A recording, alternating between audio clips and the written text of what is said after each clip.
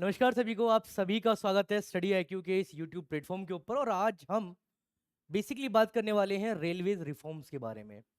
अब जैसे हम बात करते हैं रिगार्डिंग द इंडियन रेलवेज, तो इंडियन रेलवेज बैकबोन है भाई इंडियन इकोनॉमी की। और अगर हम बात करते हैं कि रेलवेज को मॉडर्नाइजेशन करने के बारे में, जो बातें हैं आपने सुनी होगी, आप सभी ने बहुत सारी जो ये न्यूज़ है ये सुना होगा कि भाई ये गवर्नमेंट है, इसने बेसिकली रेलवेज को बेच दिया है। ऐसी भी कुछ न्यूज़ आपने सुनी होगी कि नौकरियां खा रही है, या फिर बहुत सारे जो अदर एस्पेक्ट्स हैं। तो आज हम बेसिकली बात करेंगे रेलवेज रिफॉर्म के बारे में। आज के इस सेशन के अंदर बेसिकली रेलवेज का क्या इतिहास रहा है इंडिया में, रेलवेज का इंपॉर्टेंस क्या है इंडिया के अंदर, रिसेंटली जो रेलवेज के अंदर अमेंडमेंट आया रेलवे बोर्ड को, उससे क्या बेनिफिट है, इंडियन इकोनॉमी के अंदर रेलवेज का क्या एक मेजर रोल है, उसके ऊपर हम बात करेंगे। गवर्नमेंट के कौन कौन से इनिशिएटिव हैं रिसेंटली जिससे रेलवेज को मॉडर्न या फिर रेलवे को एक नए रूप में देखा जा रहा है। एंड लास्ट जो है आपका कंक्लूजन। और यहां पर हम बात बेसिकली रेलवेज को लेके क्या ऐसे इश्यूज रहे हैं प्रेजेंट टाइम में कि रेलवेज को मॉडर्नाइज नहीं किया पाए, मतलब नहीं कर पाए हैं अभी तक इतने टाइम तक। तो मैं आशीष कुमार सिंह आप सभी का वेलकम करता हूं हरियाणा स्टडी आईक्यू के इस यूट्यूब प्लेटफॉर्म के ऊपर। और आज का टॉपिक है वो है इंडियन रेलवेज रिफॉर्म्स। क्लियर, चलिए तो स्टार्टिंग करते हैं। और स्टार्ट करने से पहले आप सभी के लिए एक बेहतरीन इंफॉर्मेशन, हरियाणा स्टडी आईक्यू आप सभी के लिए लेके आ चुका है फाउंडेशन निश्चय जो बैच है 9 8th बैच बिल्कुल अपने सफलता को करने के बाद अब है बारी 9वें बैच की। आप ये इस बैच के अंदर आप ज्वाइन कर सकते हैं। ये फाउंडेशन बैच है, यहां पर आपको pre plus mains plus interview तीनों की इंटीग्रेटेड तैयारी कराई जाती है। And to be very frank, एक सिंगल सब्सक्रिप्शन के अंदर आप अपना जो ड्रीम है एससीएस एग्जाम को क्लियर करने का, आप उसको भी आराम से पूरा कर सकते हैं। और इस बैच की एक खास बात है कि इस बैच की वैलिडिटी 2 साल की है। तो मतलब अगर वो अभ्यर्थी 2026 या 2027 के लिए प्लान कर रहे हैं तो वो अभी से एनरोल करके अपनी प्रिपरेशन को from the basics to advance start कर सकते हैं, ताकि जब वो अपना अटेम्प्ट दें, चाहे वो 26 में है चाहे वो 27 में है, तब वो अपने पहले ही प्रयास के अंदर बहुत ही अच्छे नंबरों से अपनी जो ड्रीम जॉब है उसको हासिल कर पाए। क्योंकि आपको पता है ये वनडे एग्जाम है नहीं, इसको तैयारी करने कम से कम 1 साल आपको तैयारी चाहिए। मेंस के लिए आंसर राइटिंग कैसे आप कोर सेक्शंस को करंट ओरिएंटेड लिंक कर रहे हैं, तो बहुत सारे अदर एस्पेक्ट्स हैं और लॉन्ग जर्नी है। तो आपको एक सही गाइड, एक सही मेंटर रिक्वायरमेंट है, और वो भी आपको इस बैच के अंदर मिल जाएगा। तो आप यूज कर सकते हैं कूपन कोड AD लाइव, या फिर आप टिकर में फ्लैशर जो नंबर दिख रहा है आपको 76400300 पर आप कॉल करके काउंसलिंग भी करवा सकते हैं और बताइए कि हम आशीष सर की क्लास से आए हैं, दे विल असिस्ट यू। ठीक है, चलिए अब हम बात करते हैं अपने जो मेन जो आज का टॉपिक है वो है रेलवेज। और सबसे पहले हम बात करते हैं बेसिकली रेलवे रिफॉर्म्स के अंदर ये क्यों न्यूज में है। ये हाल ही में हम सबको पता है recently the railway amendment bill 2024 basically दिसंबर में ही आया था आपका, has been passed in the Lok Sabha and parliament standing committee on the railways release a report on the railway modernisation, ये शब्द ध्यान दीजिएगा, एंड फाइनेंशियल सस्टेनेबिलिटी। ये दो शब्द बहुत इंपॉर्टेंट है। एक तो है रेलवे को मॉडर्नाइज करना और फाइनेंशियल सस्टेनेबिलिटी को लेके आना। अब जैसे मैंने स्टार्टिंग में ही आपको एक चीज बताई थी कि रेलवे जो है वो इंडियन इकोनॉमी में एक मेजर रोल प्ले करता है, ये ध्यान दीजिएगा। इवन ड्यूरिंग कोविड हम सबको पता है कि जितने भी वर्क जॉब से वो काफी हद तक बंदी थे, एक तरीके से हम देखा जाए तो इंडियन रेलवेज ने उस पर्टिकुलर टाइम के अंदर इंडियन इकोनॉमी को रिवाइव करने में, इंडियन इकोनॉमी को एक बैलेंस करने में इंडियन रेलवेज ने एक बहुत इंपॉर्टेंट योगदान दिया है, ये ध्यान दीजिए। एंड अगेन जो जो एस्पिरेंट्स कुछ ऐसे हैं जो मार्केट में इंटरेस्ट रखते हैं, एंड वी ऑल नो कि मार्केट उस टाइम क्रैश हो गया था, हम सब जानते हैं। उस पर्टिकुलर टाइम के अंदर भी जितने भी रेलवे स्टॉक हैं, IRFCs हो गया आपका, इंडियन IRCTCs हो गया, अगेन वो अपने सही, मतलब डाउनफॉल तो आया था बट इतना नहीं है जितना और स्टॉक्स के अंदर। अगेन इंपॉर्टेंस लिंक समझ में आ गया। तो ये तो एक बहुत बेसिक चीज है कि हम सब जानते हैं इसके बारे में कि हाल ही में रेलवे संशोधन विधेयक 2024 लोकसभा में पारित किया गया है और रेलवे पर संसदीय स्थायी समिति ने रेलवे के आधुनिकीकरण और वित्तीय स्थिरता पर रिपोर्ट जारी की है। अच्छा, अगर आप एक चीज देखें, अगर मैं आपसे पूछूं तो आप मुझे पहले ये बताइए, रेलवे सबसे ज्यादा जो प्रॉफिट है, एक मिनट थोड़ा सा एक ब्लैंक लेते हैं ताकि आपसे थोड़ा सा बात कर पाए। जब भी हम बात करते हैं रिगार्डिंग रेलवेज के बारे में, तो इंडियन रेलवे सबसे ज्यादा प्रॉफिट क्या पैसेंजर से कमाती है या फिर गुड्स से कमाती है? एक बार प्लीज आप कमेंट कीजिएगा, ये इंपॉर्टेंट है क्योंकि आपको समझना होगा। जैसे हम बात करते हैं रिगार्डिंग पैसेंजर्स के अंदर, अब आपने देखा होगा कि ट्रेन को भी फर्दर क्लासिफाई किया गया अलग अलग डिफरेंट टाइप के कोचेस के अंदर। जैसे हम सबसे पहले हम बात करते हैं कि एक आता है, बेसिकली हम बात करते हैं स्लीपर क्लास। कौन सा आता है आपका? स्लीपर क्लास आता है। फिर हम बात करते हैं थर्ड एसी। अब तो इकोनॉमी चल गया है, पहले तो नहीं था, पहले केवल थर्ड एसी था। क्लियर? अब क्या आपका थर्ड एसी है, फिर आता है आपका सेकंड एसी आता है, देन आता है आपका फर्स्ट एसी। क्लियर? इसको बेसिकली नोट करते हैं बी एच से, इसको करते हैं ए एच से, और इसको करते हैं आपका एच से डिनोट करते हैं, ध्यान दीजिएगा। नेक्स्ट हम बात करते हैं, आजकल गवर्नमेंट ने डिफरेंट टाइप की और ट्रेन को यहां पर स्टार्ट किया। जैसे हम सब जानते हैं कि एक तो वंदे भारत है, मतलब अगर हम बात करें शताब्दी है, मतलब चेयर कार। बेसिकली अगर हम बात करते हैं, चलती तो पहले से ही थी, अब थोड़ा सा और मॉडर्नाइज किया गया। या फिर यहीं पर हम बात करते हैं एग्जीक्यूटिव चेयर कार भी होता है, ये भी एक पॉइंट है। आपने देखा होगा जब हम मोड ऑफ टिकट्स जब हम बुक करते हैं, तो वहां पर भी डिफरेंट डिफरेंट टाइप की एक सिंगल विंडो के अंदर ऑप्शंस आते हैं। जैसे एक होता है जनरल टिकट हम बात करते हैं, एक होता है तत्काल, एक होता है प्रीमियम तत्काल। तो गवर्नमेंट तत्काल के अंदर भी कुछ एडिशनल चार्ज लेके बुकिंग करती है, प्रीमियम तत्काल के अंदर कुछ लिमिटेड ट्रेन के अंदर ही प्रीमियम तत्काल तो वो और अगेन गवर्नमेंट को भेजा जाता है, तो अगेन इकोनॉमी में कहीं ना कहीं काम कर रही है। एंड इवन अगर आप एक चीज देखें, जितने भी हाइड्रो पावर प्रोजेक्ट, सॉरी जितने भी थर्मल पावर प्लांट्स हैं, वहां पर बेसिकली कोल सप्लाई के लिए हम यूज करते हैं रेलवेज को।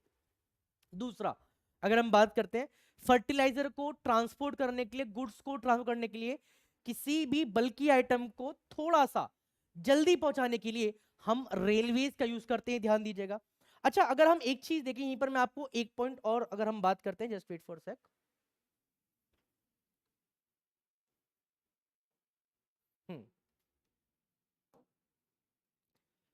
अगर हम बात करते हैं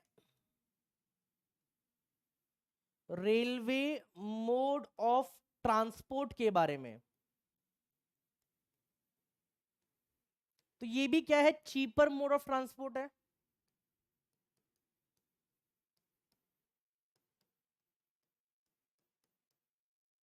क्या है? चीपर मोड ऑफ ट्रांसपोर्ट है। अब बहुत सारे बोले सर हमने तो पढ़ा है कि जो वाटरवेज है वो चीपर मोड है। कौन सा है आपका?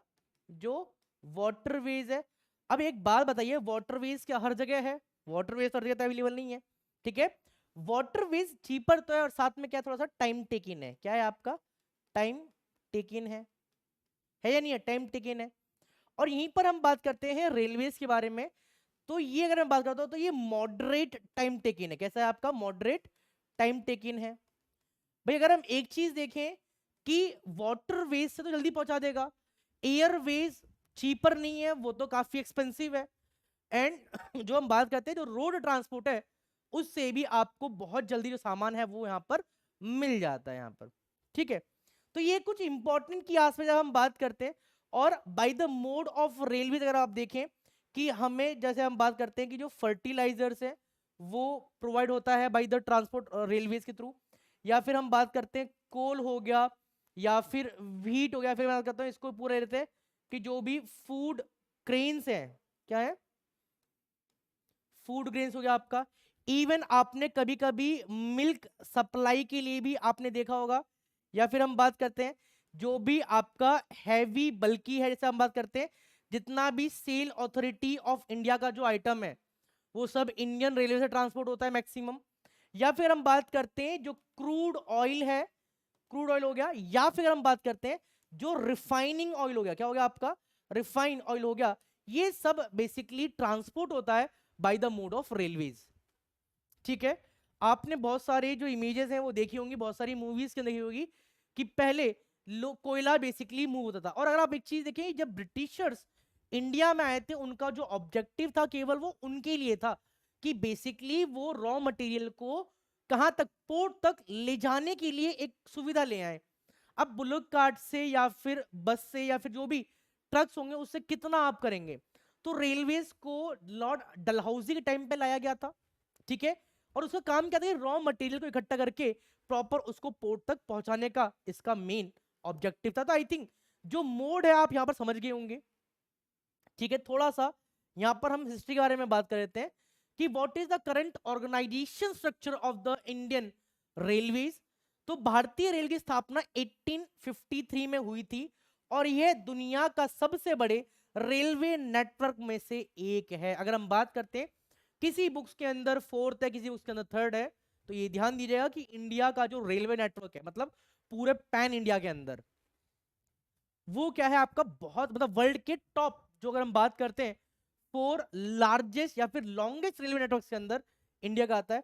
एंड भारतीय उप महाद्वीप पर पहला रेलवे बॉम्बे से ठाणे 21 मील दूरी पर चली थी। ये हम सब जानते हैं, ये अपने मॉडर्न हिस्ट्री का पार्ट है कि the first railway of the Indian subcontinent ran over stretch of the 21 miles from the Bombay to Thane. ये थोड़ा सा आप ध्यान दिखा, मुंबई से थाने तक जो पहली ट्रेन है वो आपकी चली थी इंडिया के अंदर। और कब चली थी, इन द ईयर ऑफ 1853, ध्यान दीजिएगा। और उस टाइम के गवर्नर जनरल ऑफ इंडिया कौन थे आपके, लॉर्ड डलहौजी थे।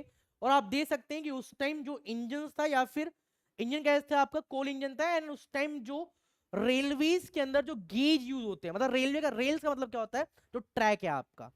आपने देखो पहले टॉय ट्रेन चलती थी, आज भी प्रेजेंट टाइम में कालका शिमला, दार्जिलिंग, ऊटी, यहाँ पर टॉय ट्रेन चलती थी, पटरी छोटी होती है।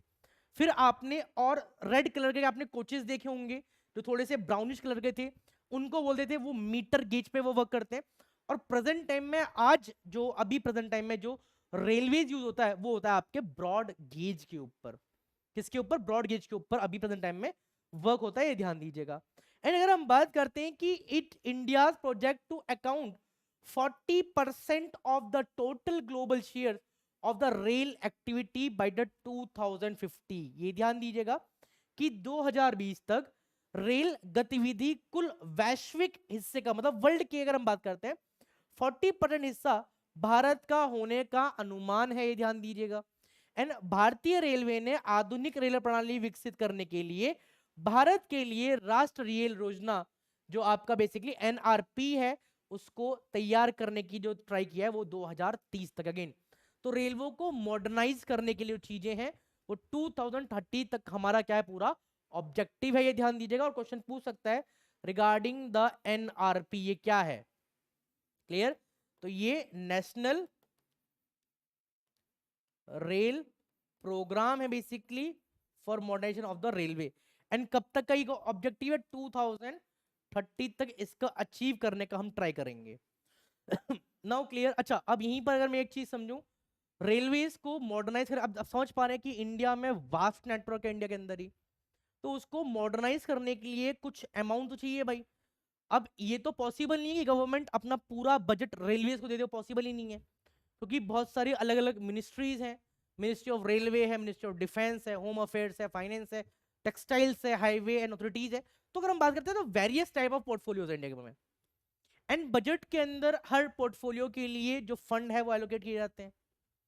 तो वो तो पॉसिबल ही नहीं है कि रेलवेज को मॉनिटर करने के लिए पूरा जो बजट है वो रेलवेज को अलॉट किया जाए। देन उस केस में प्राइवेट कंपनियों को हायर किया जाएगा कि वो निवेश करें, ठीक है, और रेलवे को मॉडर्नाइज करें। तो नाउ क्लियरिटी जो आपको समझ में आ कि एग्जैक्टली जब हम बात करते हैं कि गवर्नमेंट रेलवे को सेल आउट नहीं कर रही। अब एक बात खुद सोचो, जब गवर्नमेंट को रेलवे से इतना बेनिफिट है, एंड हम सब बोलते हैं कि railway is the economy of the Indian, Indian railway economy of the economy, Indian economy की बैकबोन है वो रेलवे। देन उस केस में क्या आपको लगता है गवर्नमेंट खुद सेल आउट करेगी इसको? पॉसिबल नहीं है। तो आपने एक टर्म सुना जब हम बोलते हैं कि पीपीपी मॉडल है आपका। बाकी आगे हम बात करेंगे कि पीपीपी मॉडल होता क्या है, ठीक है। अब क्या है, अब जैसे फॉर एग्जांपल आपने आईआरसीटी के शेयर्स हैं आपके पास, तो आपके पास अब क्या है, आईआरसीटीसी के आपके पास भी शेयर्स हैं अब, ठीक है। अगेन तो आपने भी कुछ सर्टेन अमाउंट आईआरसीटीसी के अंदर आपने इन्वेस्ट किया हुआ है, समझ पा रहे हैं ना। चलिए नेक्स्ट हम बात करते हैं। अब देखिए कुछ हम फैक्ट्स के बारे में बात करते हैं रिगार्डिंग द इंडियन रेलवे, और यहां से जान के थोड़ा सा आपको सही रहेगा और बेसिकली आप इनको यूज भी कर सकते हैं। जैसे अगर हम बात करते हैं पर डे के हिसाब से 19,000 जो ट्रेन है वो इंडिया में रन करती, कितनी 19,000 जो ट्रेन है वो इंडिया में डेली बेस पे रन करती है, ये ध्यान दीजिएगा। कितना 19,000, ठीक है, बहुत अच्छी बात है। इसमें से अगर हम बात करते हैं तो आपको एक क्लैरिटी और होगी कि 19,000 में से 12,000 जो ट्रेन है वो कैसी हैं, वो पैसेंजर गुड्स है। अगर 19,000 में हम बात करते हैं तो 12,000 जो ट्रेन है वो कैसी हैं, वो पैसेंजर गुड है, सवारी को जो ढोती हैं। और 7,000 ट्रेन कौन सी हैं, जो फ्राइटेन ट्रेन है, जो बेसिकली गुड्स को कैरी करती है। कितनी 12,000 पैसेंजर ट्रेन है जो डेली बेस पे इंडिया में ऑपरेट होती हैं, एंड 7,000 जो रेलवे जो ट्रेन है बेसिकली वो इंडिया में ऑपरेट होती है फॉर द गुड्स को कैरी करने के लिए, ट्रांसपोर्ट करने के लिए from the one place to another place, ठीक है, मान लिया। और पर डे 25 मिलियन जो पैसेंजर है इंडिया में, per day 25 million passenger Indian railways में ट्रैवल करते हैं। और इसका अनुमान आप केवल एक पॉइंट से आप लगा सकते हैं, जब कभी भी हम बुकिंग करते हैं हमेशा मतलब मैक्सिमम केसेस के अंदर विद इन अ मंथ या 2 मंथ, अगर आप देखें कि 90 डेज की विंडो ओपन होती है टिकट करने की जर्नल के अंदर, कि आप नॉर्मली आप तत्काल को यूज नहीं कर रहे, तत्काल basically with in 24 hours open होता है, ठीक है। आप जो अनरिजर्व है आपका नॉर्मल जो टिकट्स आप बुक करते हैं वो 90 डेज की विंडोज ओपन होती है, 3 महीने की। आप देखें कि बहुत सारी ट्रेन के अंदर आपको विद इन 60 डेज भी अगर आपकी जर्नी है तो आपको वेटिंग मिल जाएगा, तो इससे आपको एक आइडिया लग जाएगा कि, और आप कभी भी जाइए आपको जैसे रेलवे स्टेशन पे इतनी जनता देखने के लिए मिलती है, आप समझ ही पा रहे हैं वहां पर। और अगर हम बात करते हैं कि 1 मिलियन टन ऑफ वेट है वो डेली बेस पे इंडियन रेलवेज ट्रांसपोर्ट करती है one place to another place. कितना 1 मिलियन टन जो आपका गुड्स है। अब गुड्स वो सॉलिड भी हो सकता है, लिक्विड भी हो सकता है, ठीक है, बहुत सारे केमिकल्स भी ट्रांसपोर्ट होते हैं, गैसेस भी ट्रांसपोर्ट होती हैं, ऑयल भी ट्रांसपोर्ट होता है आपका, फर्टिलाइजर भी है, कोल भी है, इवन जो फूड ग्रेन्स है वो भी सप्लाई होता है, एंड एक्स्ट्रा जो मिसलिनियस आइटम्स हैं वो भी ट्रांसपोर्ट होता है, ये ध्यान दीजिएगा। तो आई थिंक आपको जो क्लैरिटी होगी रिगार्डिंग जब हम बात करते हैं इंडियन रेलवेज इंपॉर्टेंट क्यों है, नाउ क्लियर, यस और नो, समझ में आया। थोड़ा सा हम और कुछ और डिटेल में या कुछ और डाटा के ऊपर हम बात कर ध्यान दीजिएगा कि डाटा बैंक के हिसाब से इंडिया का जो रेल नेटवर्क है वो वर्ल्ड का 4th लार्जेस्ट नेटवर्क है, ये ध्यान दीजिए, कितना 4th largest rail network on the world. और अगर हम बात करें कितना आपका 68,584 किलोमीटर का रूट है पूरा, छोटे बड़े जितने भी आप रूट देख सकते हैं वो। क्योंकि अगर आप एक चीज देखें 3 रूट बहुत इंपॉर्टेंट है। एक आपने सुना होगा, एक है आपका दिल्ली मथुरा रेलवे जो है आपका, क्लियर, ये पूरा वेस्ट को पूरे साउथ को कनेक्ट करने के लिए ये रूट यूज होता है।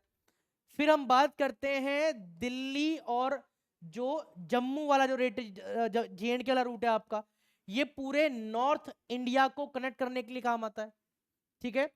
फिर हम बात करते हैं दिल्ली से लेके अगर आप बिहार जा रहे हैं, ठीक है, ये पूरा जो है आपका बेसिकली ये east India and north east India को कनेक्ट करने के लिए काम आता है। इवन आप त्रिवेंद्रम जा रहे हैं, सिकंदराबाद जा रहे हैं, छत्तीसगढ़ जा रहे हैं आप, क्लियर, कोटा जा रहे हैं, तो आप दिल्ली मथुरा रूट को आप देखेंगे। और इवन आपको एक चीज बता दूं कि मैक्सिमम जो ये रूट है ये बिजिएस्ट रूट है, ध्यान दीजिएगा। मतलब अगर आप देखें कि शाम को ऐसी इंडियन रेलवेज में मैं एक चीज देख रहा था कि शाम को 4 से लेके 5:30 बजे तक जो टाइमिंग है बेसिकली शाम का, वो मैक्सिमम राजधानी इसका उस पर्टिकुलर टाइम के अंदर 1 या 2 ट्रेन छोड़े कोई भी जो नॉर्मल ट्रेन है वो ऑपरेट नहीं होती हैं। सुबह 6 से लेके 7:30 की जो विंडो है टाइमिंग की वो केवल शताब्दी के लिए रिजर्व करी गई है। तो आप देख सकते हैं ये जो पर्टिकुलर टाइम है ना, ये मतलब इंडिया की जो फास्टेस्ट ट्रेन है उनके लिए है। वैसे अगर हम बात करते हैं अभी तो वंदे भारत भी है, फिर हम बात करते हैं बेसिकली आपने गतिमान एक्सप्रेस के बारे में सुना होगा आपने, क्लियर। तो बहुत सारी ट्रेन आप ऑपरेट हो but they are different, and 26% of the freight traffic in the country is contributed by the Indian Railways.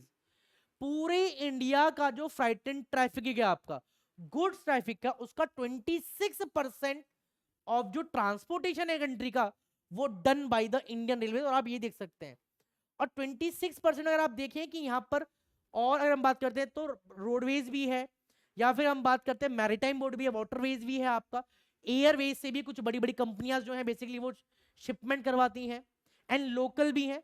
And अगर आप उसको साइड रखें तो इंडिया का 26% ऑफ जो फ्राइट ट्रैफिक है वो केवल इंडियन रेलवेज कंट्रोल कर रहा है, और ये बहुत बड़ी बात है अपने आप में। Now clear? चलिए अब थोड़ा सा अगर आप देखें कि चीजें किस हिसाब से चेंज हुई हैं, तो कुछ इमेजेस के थ्रू उनको हम फिगर आउट करते हैं, ये ध्यान दीजिएगा।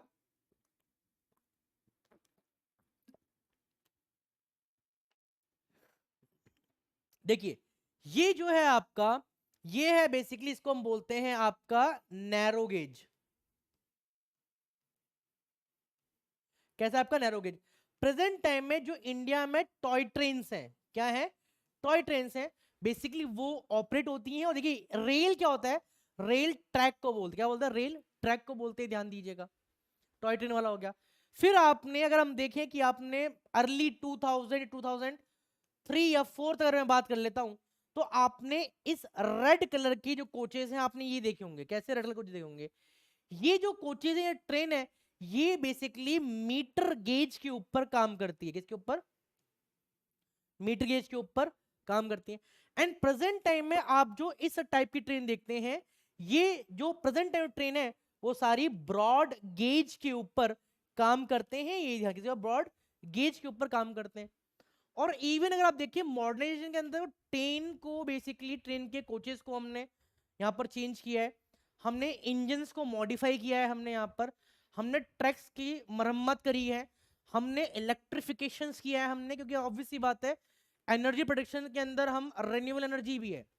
बट अगर हम बात करते हैं लोकोमोटिव जो कोल्स पे थे, कोल्स के बाद डीजल आया, डीजल से अब फिर हम बात करते हैं अब इलेक्ट्रिक, एंड अब तो ग्रीन एनर्जी के ऊपर भी चलने के ऊपर बातें चल रही हैं, तो वो भी एक पॉइंट है।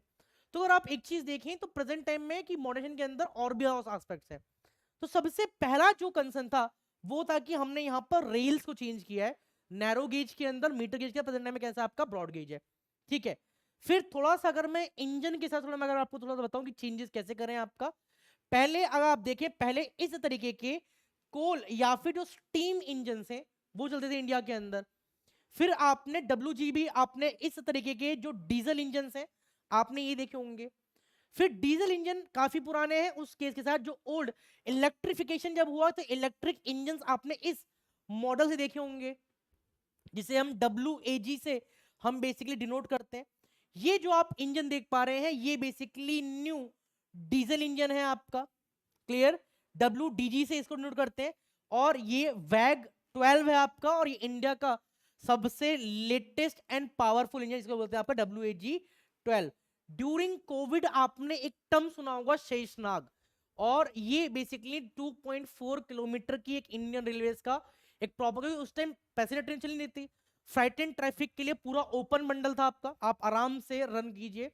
उस पर्टिकुलर टाइम में इंडियन रेलवे ने with the help of the WAG 12, ध्यान दीजिएगा, 2.4 किलोमीटर की रेलवेज को बेसिकली रन किया था, मतलब कोचेस को एड ऑन करके, जो भी गुड्स कोचेस हैं।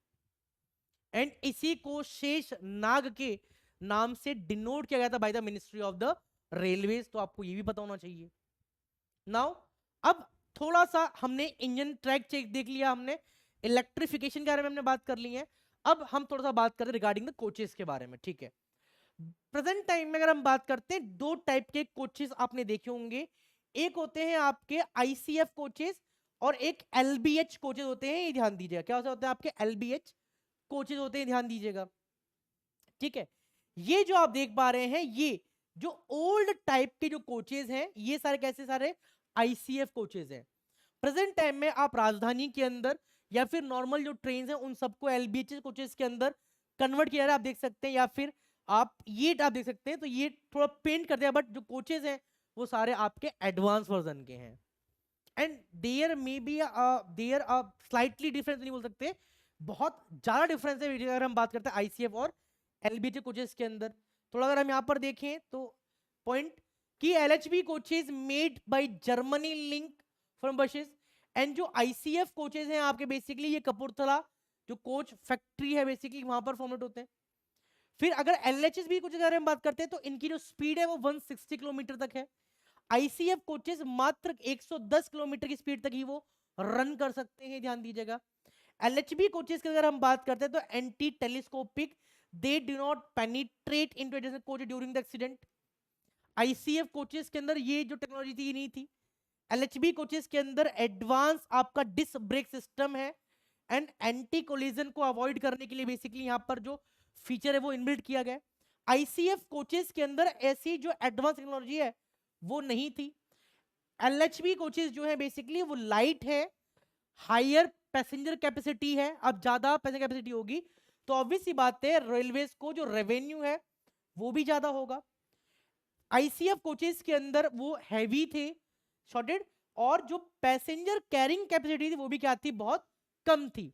और अगर आप एक चीज देखें, क्योंकि एयर जो एसी कोचेस हैं वहां से रेवेन्यू ज्यादा आता है, और अगर आप एक चीज देखें जो सेकंड एसी कोच होता है ये ज्यादा, अगर हम बात करते हैं, प्रॉफिट देता है इंडियन रेलवेज को। फर्स्ट एसी में सीट बहुत लिमिटेड होती हैं और थर्ड एसी का जो फेयर है वो बहुत ज्यादा चीपर होता है। उस केस में सेकंड एसी का जो फेयर है वो ज्यादा होता है आपका, एंड उस केस में सेकंड एसी से ज्यादा प्रॉफिट आता है। एंड अगर आप एक चीज देखें कि जो पुराने जो आईसीएफ कोचेस थे उनका एसी इतना पावरफुल नहीं था। एलएचबी कोचेस के अंदर जो एसी है वो ज्यादा पावरफुल है, एडवांस है। मतलब अगर आप देखें जब कोचेस लाइट होंगे तो उनमें रेवेन्यू भी कम खर्च होगा बनाने में, एंड वहां से अब जब उनका पैसेंजर कैपेसिटी आता है तो वहां से एक्सपेंडिचर ज्यादा आएगा। एंड जब एक्सीडेंट डीरेल वाली कंडीशन होती है उस पर्टिकुलर टाइम के अंदर भी आप पैसेंजर को सेव कर सकते हैं। उस टाइप की जो टेक्नोलॉजी है उसको यूज किया गया है एलएचबी कोचेस के अंदर। आईसीएफ कोचेस के अंदर उस टाइप की जो फैसिलिटी है वो नहीं है, इसीलिए आईसीएफ कोचेस को चेंज किया गया आपके एलएचबी कोचेस के अंदर। प्रेजेंट टाइम में जो इंडियन रेलवेज के जो इंजन्स हैं वो भी काफी एडवांस हैं। पहले इंजन्स के अंदर एसी नहीं होता था, वॉशरूम्स नहीं होते थे आपके, ठीक है, या फिर अगर सामने कोई ट्रेन है तो उस पर्टिकुलर केस में अलार्मिंग नहीं होता था। ड्राइवर अगर सो जाता है, आग रहती है, उसके लिए अलार्म सेट नहीं था। उस पर्टिकुलर चीज को ध्यान रखते हुए जितने भी आपके WAG-7 है, WAG-9 है, WAG-12 है, जो एडवांस टेक्नोलॉजी के लास्ट 2020-21 से जो मैन्युफैक्चरिंग हुई है वहां पर चीजों को और इनहेंस किया गया, चेंज किया गया है, वो भी एक पॉइंट है, ठीक है। थोड़ा सा अगर हम बात करें regarding the railways amendment bill 2014 के बारे में, इसने भारतीय रेलवे बोर्ड अधिनियम 1905 को निरस्त करता है, और रेलवे अधिनियम 1989 में इसके प्रावधान को शामिल करता है। अब कौन से प्रावधान है उनको भी हम बात करेंगे, वो प्रावधान बहुत इंपॉर्टेंट है। And Indian railways board act of the 1905 constituted the railway board as the central authority administered by the Indian railway. तो जो इंडियन रेलवे बोर्ड है वो 1905 में कॉन्स्टिट्यूट हुए थे रेलवे बोर्ड, सेंट्रल अथॉरिटी जिसको एडमिनिस्टर करते हैं कौन, इंडियन रेलवेज करता है। Now clear. अब देखिए कुछ जो पावर है, power to central government, constitution of the railway board क्या है, केंद्र सरकार निर्धारित करेगी बोर्ड के सदस्यों की संख्या की, ध्यान दीजिएगा, ठीक है। Central government will prescribe the number of board members, पहला उनकी क्या क्वालिफिकेशन होंगी, उनकी क्या एक्सपर्टीज होंगी, टर्म्स होगा, कंडीशन ऑफ सर्विसेज होगा आपका, manner of appointment of chairperson और द मेंबर ऑफ बोर्ड, ये सब कौन डिटरमाइन करेगा, सेंट्रल गवर्नमेंट डिटरमाइन करेगी, ध्यान दीजिए। एंड जो मिनिस्ट्री ऑफ रेलवेज है ना ये आपकी सेंट्रल मिनिस्ट्री है, स्टेट मिनिस्ट्री कोई भी नहीं रेलवे के अंदर। गृह मंत्रालय स्टेट के अंदर भी है, सेंटर के अंदर भी है, फाइनेंस भी है आपका सेंटर और स्टेट के अंदर, but railways, external affairs and ministry of defence, ये तीन आपके अलग अलग जो ये मंत्रालय हैं ये केवल सेंटर के अंदर है, ये ध्यान दीजिएगा। चलिए यहीं पर हम बात करते हैं the railway amendment bill simplify the legal structure but retain the centralized framework, leaving many operational and the financial challenge unaddressed. कि रेलवे संशोधित विधेयक का कानून ढांचे को सरल बनाता है और लेकिन केंद्रगत ढांचे को बरकरार रखता है, इसमें कई परिचालन और वित्तीय चुनौतियों का भी समाधान नहीं होता है, ठीक है।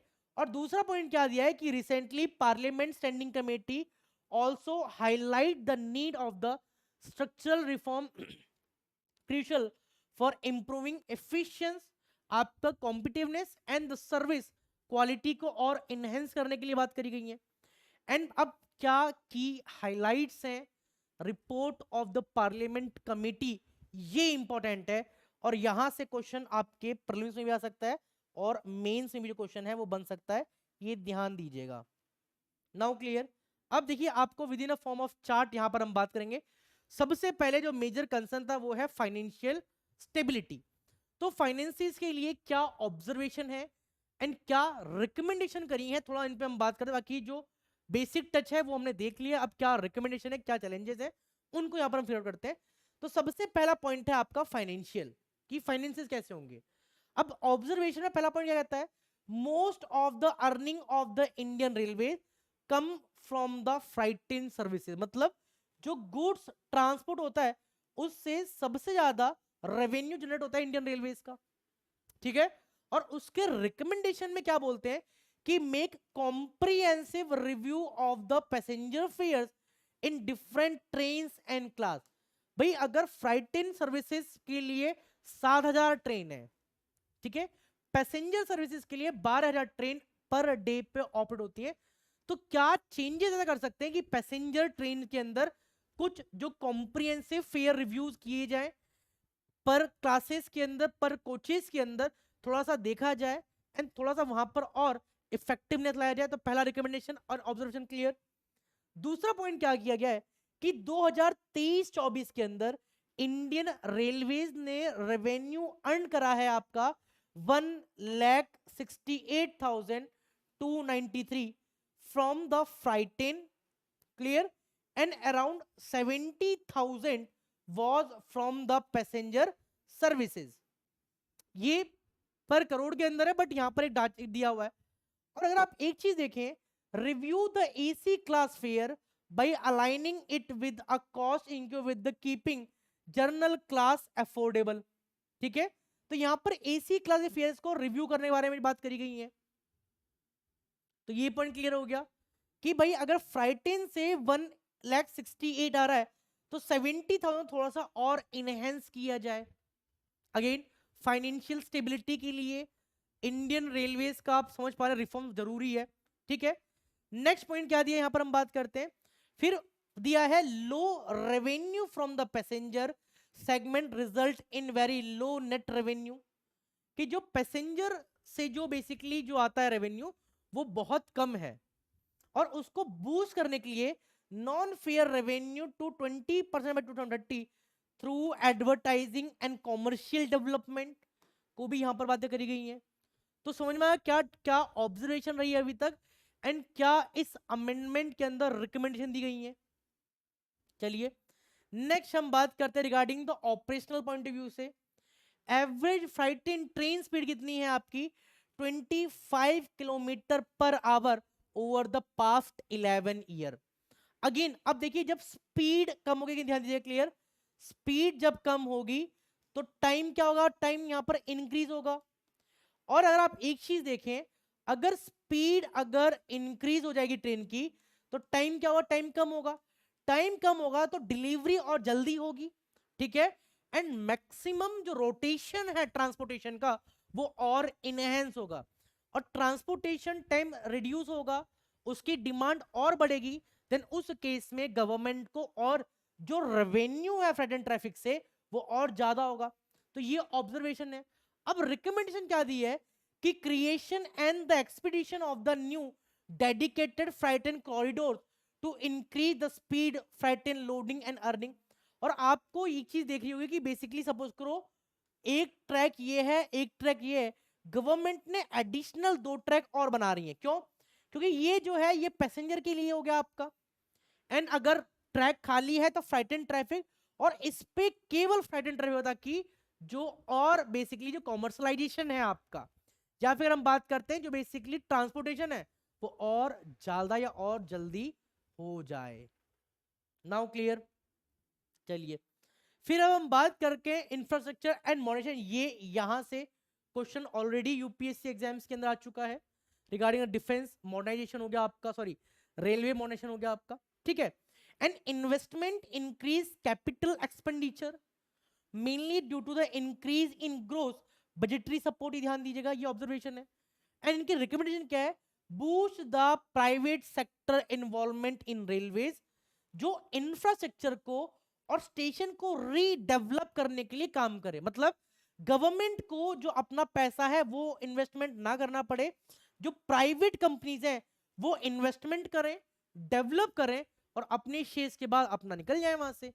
अब प्रेजेंट टाइम में एनएचएआई जो इतने बूम करके जो प्रोडक्ट बना रहा है आपका एंड टोल्स बना रहा है, क्या आपको लगता है कि गवर्नमेंट पहले अपना पैसा, नहीं, पहले प्राइवेट कंपनीज टेंडर फिल करती हैं, पैसा लगाती हैं, गवर्नमेंट धीरे धीरे आपके सेक्शंस के अंदर फंड को रिलीज करता है, ठीक है।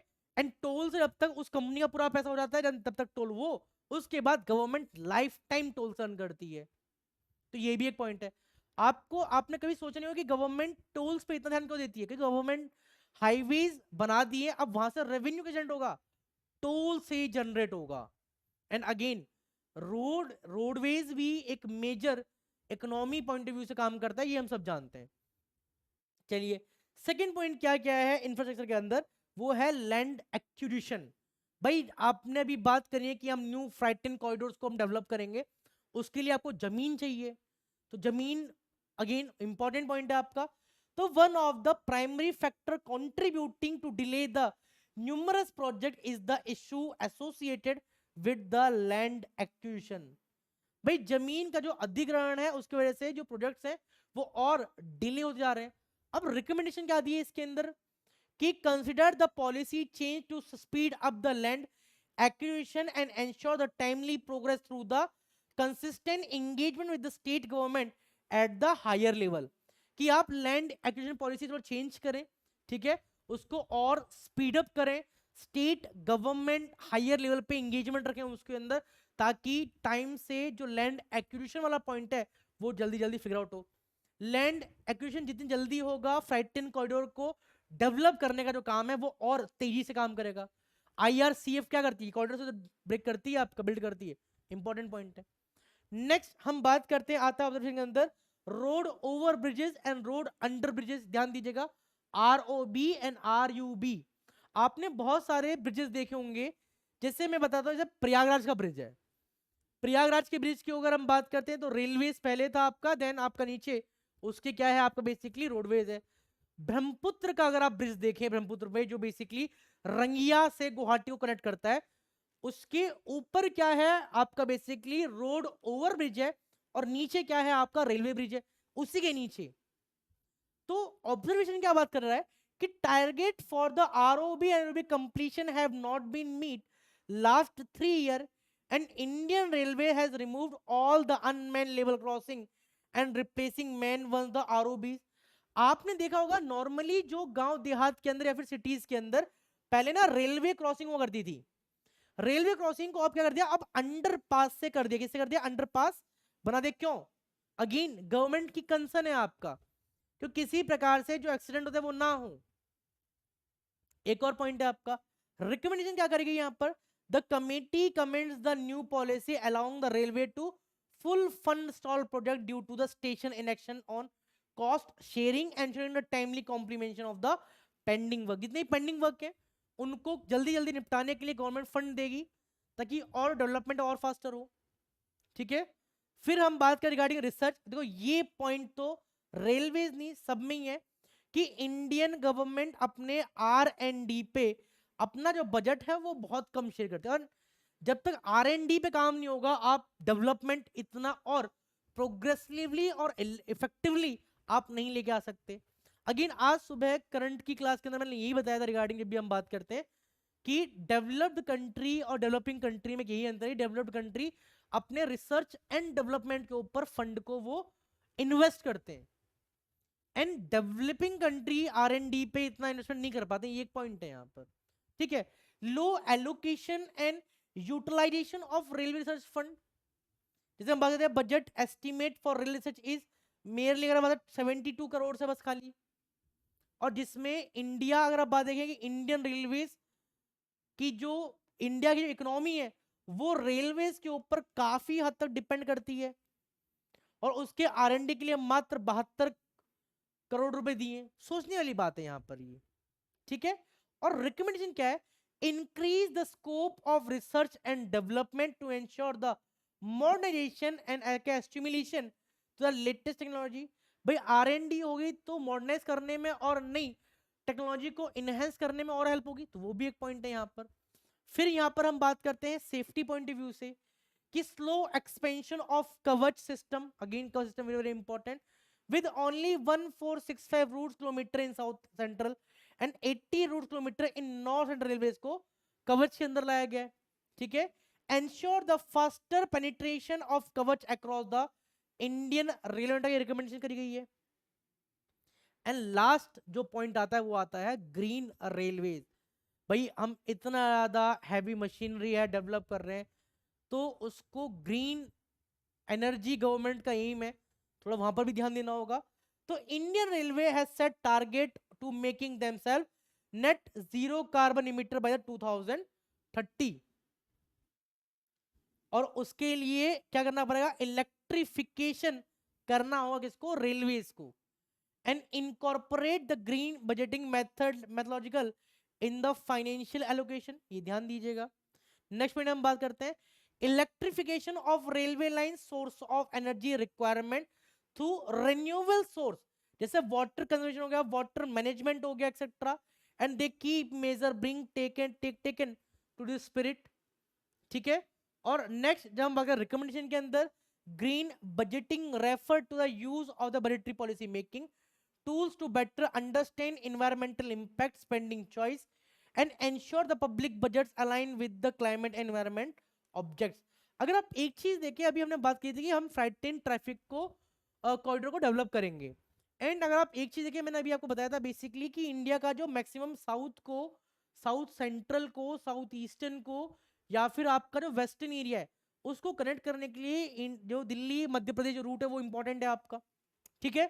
और एमपी के अंदर जो 70% ऑफ जो इंडियन रेलवेज का जो ट्रैक है वो फॉरेस्ट कवर के अंदर, इतना आपका फॉरेस्ट कवर के अंदर है। इफ आई नॉट 70 to 80% है, नॉट डेम श्योर कि इतना है, ये ध्यान दीजिएगा। तो उस पर्टिकुलर केस के अंदर भाई फॉरेस्ट को काटना फिर नए प्लांट्स लगाना ये भी कहीं ना कहीं है। तो क्लाइमेट को ध्यान में रखते हुए केवल हमारा ये ऑब्जेक्टिव तो नहीं होना चाहिए कि केवल हम डेवलप कर रहे हैं, हम इन्वायरमेंट को देख ही नहीं रहे। इन्वायरमेंट को अगर हम हैम्पर करके कुछ डेवलप करेंगे तो वो लॉन्ग टाइम रन नहीं कर पाएगा, उससे आप सस्टेन कर पाएंगे, बट उस केस में फिर अगेन इन्वायरमेंट से खिलवाड़ करना कहीं ना कहीं आप अपनी लाइफ से खिलवाड़ कर रहे हैं, वो एक ध्यान दीजिएगा। तो ये कुछ ऑब्जर्वेशन और रिकमेंडेशन रही है रिगार्डिंग, ठीक है। फिर हम कुछ बात करते हैं कि क्या मेजर इश्यूज रहे हैं रिगार्डिंग द इंडियन रेलवेज के अंदर, कि दुर्घटना और पटरी से उतरना ये एक बहुत कॉमन फैक्टर रहा है। क्लियर? बुनियादी ढांचों को खराब रख रखाव और पुरानी संपत्तियों के कारण बार बार दुर्घटनाएं, पटरी से उतरना, टकराव होते हुए हमने काफी न्यूज देखी है। और पटरी से उतरना क्या बोलते हैं? डी रेल बोलते हैं। क्या बोलते हैं? डी रेल बोलते हैं आपका। ये आप देख सकते हैं कुछ इमेजेस हैं कि बेसिकली क्या हो गई, आपकी डी रेल हो गई है, ठीक है।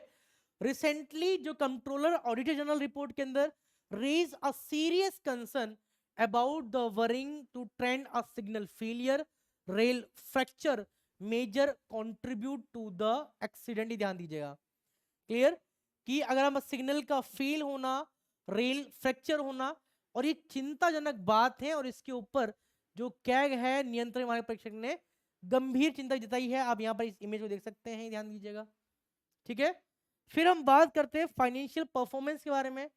भारतीय रेलवे अपने वित्तीय प्रदर्शन के साथ साथ महत्वपूर्ण चुनौतियों के साथ सामना कर रही है, विशेष रूप से इसके लाभदायक माल ढुलाई खंड और घाटे में चल रहे यात्री खंड के बीच का अंतर है। अगर आप एक चीज देखें, जैसे हम बात करें जितने भी पैसेंजर्स हैं, मतलब जितने भी लोकल ट्रेन हैं, लोकल ट्रेन के अंदर बेसिकली मैं बात करता हूँ, जो मेरे यहाँ पर लोकल ट्रेन है वो अगर मैं बात करता हूँ तो बुलंदशहर मेरठ रूट है। बुलंदशहर मेरठ रूट पर इतनी पैसेंजर है, मैक्सिमम ऑफ द मैक्सिमम मैं बात करता हूँ, if I am not wrong तो 85 to 90% ऑफ द जो पीपल हैं या जो ट्रैवलर है ट्रेन ट्रेवल कर रहे हैं वो टिकट बाय नहीं करेंगी, ध्यान दीजिएगा, टिकट बाय नहीं करेंगे। एंड अब तो गवर्नमेंट ने इस चीज को ध्यान में रखते हुए, आपने जो बेसिकली रेलवे मिनिस्टर उनका ट्वीट भी देखा होगा कि अगर आपके पास कंफर्म टिकट नहीं है तो आप ट्रेन को बोर्ड ही नहीं कर पाएंगे। अब तक क्या था कि आपके पास टिकट है, भले वो देखो, अब काउंटर से अगर वेटिंग टिकट है तो उसका तो कुछ नहीं कर सकते। आपने ई टिकट बुक करा है ऑनलाइन, अगर वो वेटिंग क्लियर नहीं होती आफ्टर चार्ट प्रिपरेशन, उस केस में पूरा रिफंड आपके अकाउंट में आता है। उस केस में मिनिस्ट्री ऑफ रेलवेज ने एक अहम पहल निकाली है कि भाई अगर आपके पास टिकट नहीं है तो आप रेलवे बोर्ड नहीं करा रहे, मतलब आपके पास कंफर्म टिकट नहीं है, प्लेटफॉर्म टिकट से ट्रेवल नहीं कर सकते, ध्यान दीजिएगा। आपके पास वेटिंग टिकट है, आप ट्रेवल नहीं कर सकते। आपके पास रिजर्वेशन नहीं है, तो वही पॉइंट है आपका। आपने जनरल का टिकट लिया और आप स्लीपर में ट्रेवल कर रहे हैं, वो भी एक कानूनी अपराध है। आपने एसी का, आपने जनरल का आपके स्लीपर टिकट लिया है, आप जनरल में आप ट्रेवल कर रहे हैं, ये भी क्या है आपका कानूनी अपराध है, ये ध्यान दीजिएगा। ठीक है, फिर हम बात करते हैं क्रिपलिंग जो स्लो जर्नीज है, और ध्यान दीजिएगा average speed of male and express train 50-15 kilometre, और इससे भाई जो डिस्टेंस है, अगेन टाइम ज्यादा लग रहा है, आपकी स्पीड कम है, तो का इंप्रूव करने के लिए मिशन रफ्तार बाय द इंडियन रेलवेज। और आप देख सकते हैं कि यह हिम्मत गति रेल यात्रा समय संवेदनशील यात्राओं के लिए बनाती है, और खासकर जब तेज सड़क और हाईवे विकल्प की तुलना में।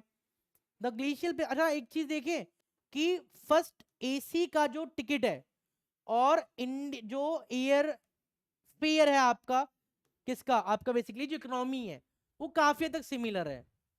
जैसे मैं बात करता हूँ कि मुझे अगर यहाँ दिल्ली से त्रिवेंद्रम जाना है, तो वहां पर फर्स्ट एसी का जो किराया है वो अप्रॉक्स 8,000 के अराउंड है। एंड अगर मैं यहीं पर किसी भी नॉर्मल एयरलाइंस की अगर मैं टिकट बुक करता हूँ विद टाइम टेकिन, तो उसमें मेरे को आराम से 6 से 7 हज़ार का बढ़ जाए। Again dynamic fare also increase in the Rajdhani और special train and also in the airlines as well. Airlines भी डायनेमिक फेयर पे काम करती है, आपने देखा होगा। अगर आपने 2 महीने पहले एयरलाइन टिकट बुक करी है तो उसका कॉस्ट अलग है, और आपने इमीडिएट 1 हफ्ते पहले टिकट बुक करी है तो उसका फेयर अलग है, ये ध्यान दीजिएगा। ठीक है, फिर हम बात करते हैं जैसे गवर्नमेंट ने semi high speed train Vande Bharat train को प्रायोरिटाइज किया गया है, प्लस इंटीरियर अगर हम बात करते हैं speed improvement falling address core issues पे यहां पर काम किए गए। ठीक है, तो आप देख सकते हैं, और अभी प्रेजेंट टाइम आपको पता ही होगा कि दिल्ली से श्रीनगर तक भी जो बेसिकली वंदे भारत है वो अब ऑपरेट हो रही है, और ये अपने आप में एक कहते हैं ना इंडियन रेलवेज के लिए एक अचीवमेंट है। एंड यहीं पर हम बात करते हैं कि हमने, इंडिया ने बहुत गर्व की बात है, वर्ल्ड का टॉलेस्ट जो रेलवे ब्रिज कौन सा चेनाब ब्रिज है वो भी कंस्ट्रक्ट किया, ये भी अपने आप में एक अचीवमेंट है इंडिया के लिए। अगेन मॉडर्नाइजेशन ऑफ रेलवे का ही पार्ट है ये भी। ठीक है, फिर slow integration and emergency technology अगर हम बात करते हैं, Indian railway relatively slow in adopting and leveraging the emerging technology, hindering its ability, enhancing the efficiency, safety and customer experience।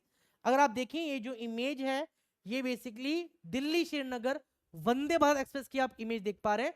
और अगेन ये ध्यान दीजिएगा कि जो उभरती प्रौद्योगिकी में अपना और उनका लाभ उठाने में धीमी रही है, जिसकी दक्षता सुरक्षा गहन अनुभव को बढ़ाना के इस क्षमता को बाधा आ रही है, ध्यान दीजिएगा।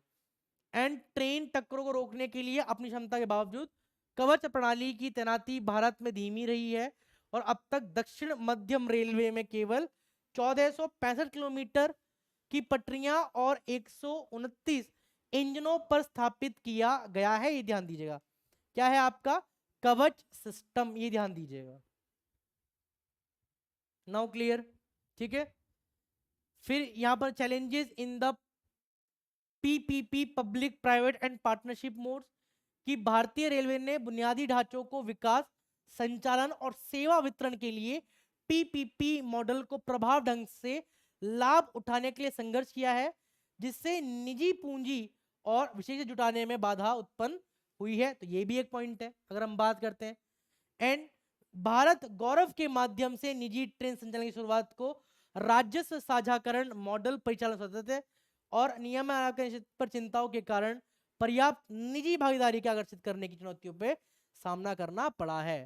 attracting a sufficient private but due to the concern over the revenue sharing models, operational autonomy and the regulatory आपके uncertainties का एक कंसर्न है, ये भी ध्यान दीजिएगा।